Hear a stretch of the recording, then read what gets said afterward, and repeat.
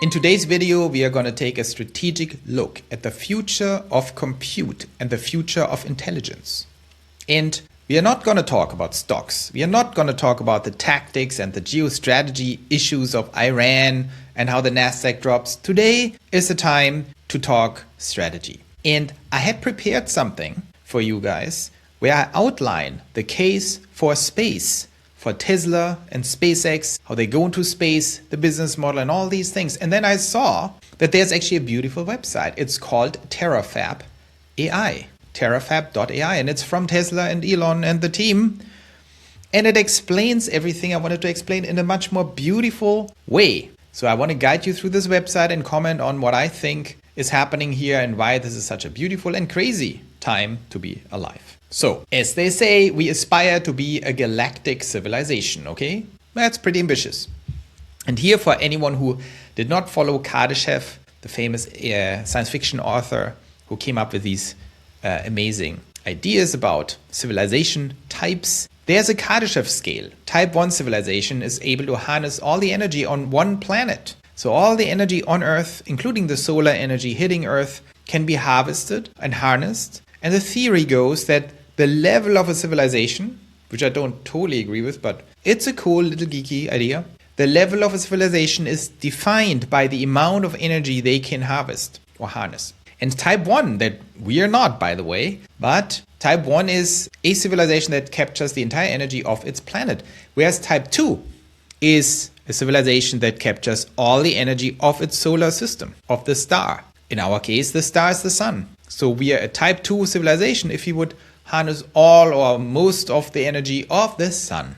And of course, it would require a Dyson swarm, a swarm of satellites around the entire, not a swarm, a sphere around the entire sun. So that's a way to go. Our grandchildren will probably not experience that, but if you're lucky, maybe type 1. And then type 3, that's a little out there, literally, is to harness all the energy in a galaxy, which is debatable if that's possible, and it's definitely not relevant, but it's cool to think about it. So we are not even type 1, and the idea of Terafab is to actually do that.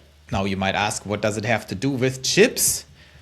Well, to do engineering on this scale, or anywhere close to the scale, you need, of course, artificial superintelligence, which is the key. And the key to artificial superintelligence, besides the technology that we fortunately basically have now, is, and I'm not saying we have ASI, we have the technology components for ASI.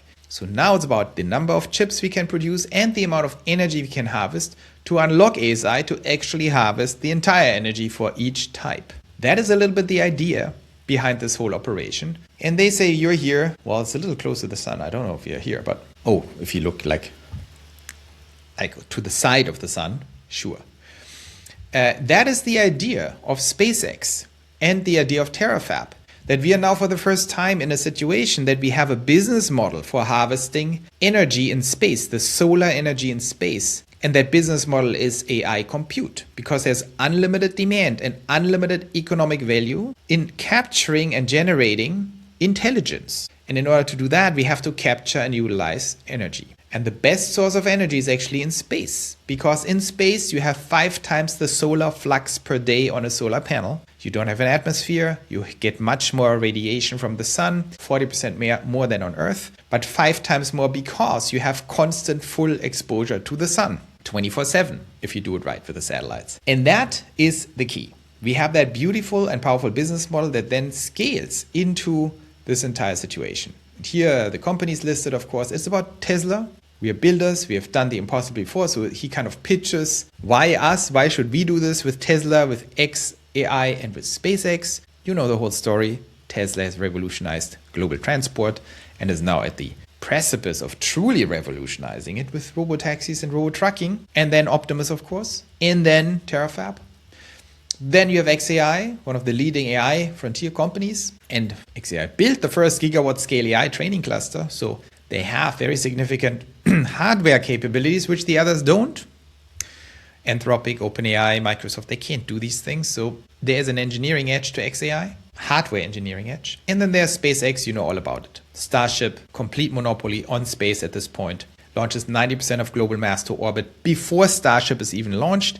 So when Starship launches, that number of 90% market share will increase to 99% very quickly, probably by 2030 latest, which is crazy. Here is a depiction of the great technologies required. We need 1 billion Tesla Optimus. I think that's a little arbitrary. This number could also be 100 million, could be whatever. But we know that Tesla Optimus demand will be unlimited too. You need billions of these things, the humanoid robots that can do anything a human does, but can also do it in space, don't need sleep, don't need oxygen, can work in very cold environments like on the moon, for example. You have Starship, the absolute most important technology of our time, or one of the most important technologies of our time. This is the vehicle, the reusable super Starship that can transport 150 tons to orbit and brings down costs of mass to orbit, the cost to put stuff into space, by probably 100x. So right now it's $2,500 per kilogram with Falcon, another SpaceX rocket. And here we're projecting this to come down to probably $25. So it's literally 100 times cheaper. And I think the first step that we achieve next year, very likely with Starship, is to bring down the cost to $200, so 10x, which is already enough to initiate this entire operation of space-based compute with, of course, the AI satellite Mini, the first version of the AI compute satellite that captures. Here you see the solar panels with a lot of solar panels, nearly twice as high, or like probably 50%. How much is this? 80% higher than Starship. Starship is very high. So that is the fully unfolded solar panel of the satellite. And then you see here these little ones. These are the heat radiation technologies, which is just metal panels that radiate out the heat generated by the chips. And then in the middle, you have the actual compute cluster, which will be small, probably, I heard 100 kilowatt. I'm not sure. That's what Elon mentioned. Be interesting. So it's not a gigawatt, it's a tenth of a gigawatt. Will be interesting to see. And these three together can make magic things happen. And of course, this is not a theory. They already have giant things here lying around. So this is Terafab. Starting, I don't even know what that is. Is that simulated? Is it some Tesla building? Who knows? But Terafab is the idea to produce all these chips that we need. And I explained this in previous videos, but the manufacturing of AI or AGI inference chips is actually much, much easier than people understand. When people heard about Terafab, they thought, oh, Elon is going crazy. He can't even do these things. What about NVDA? He doesn't have the capabilities. I had another video out about Tesla and Intel actually starting to collaborate in a very close partnership. Check it out. Big things are happening. Tesla is going into the chip manufacturing business, and it's going to be huge. Why? Because Tesla and SpaceX and XAI will become by far the biggest compute demand generators and also the biggest compute supply generators. And I explained it before, we will have a dedicated video just on the chip theory. But when you think NVIDIA is far ahead and cannot be competed with, you would be right. Jensen Huang and his company and his team is unbeatable in what they do. But the trick is Terafab and the vast scale manufacturing of AI inference chips for space and for Optimus and for Robotaxi is a different job. And a lot of elements of this job are actually much easier than NVIDIA's job. You have a much simpler chip design than NVIDIA. The Blackwell. You don't need a Blackwell. You don't need a chip that is all in one with massive training capabilities.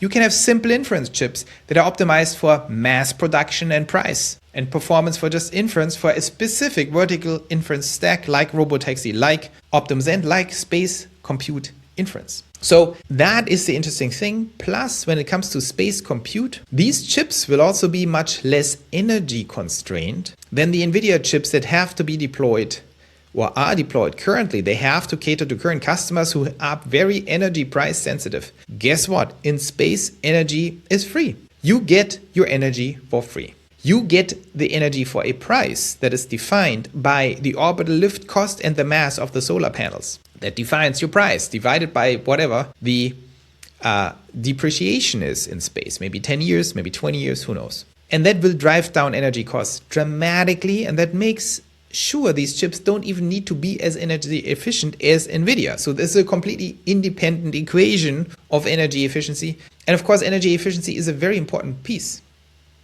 Because when we think about how efficient and how strong and how amazing these AI chips need to be, amazing in regards to what? What is the engineering goal for these chips? And why I'm so infinitely bullish on this operation, on Terafab and Space AI and SpaceX and Tesla, is not because I think they are total geniuses who can engineer anything and do things that NVIDIA cannot do. No, I'm so bullish because they don't have to do that.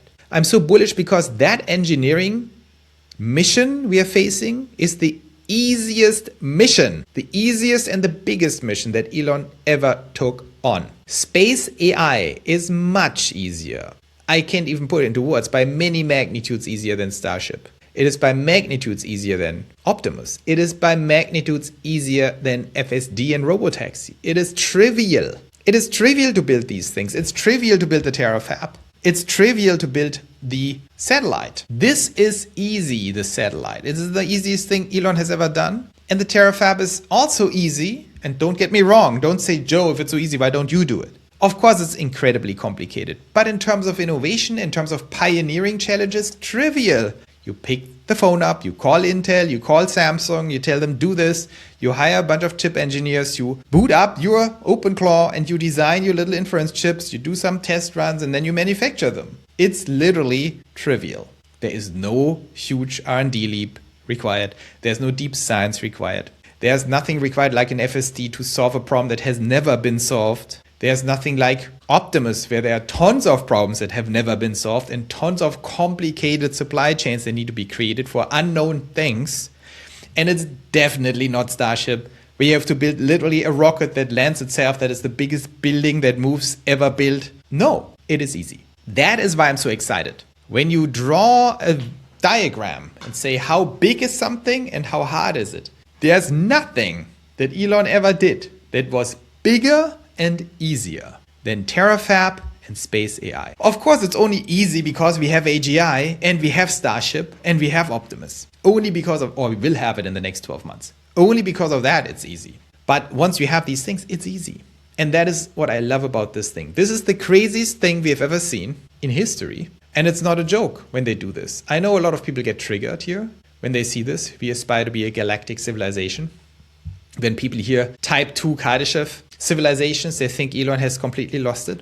But you know what? Never before was anything so big, and never before have been people so wrong how big it is, and never before have people been so wrong how soon it is going to happen. And that is my takeaway.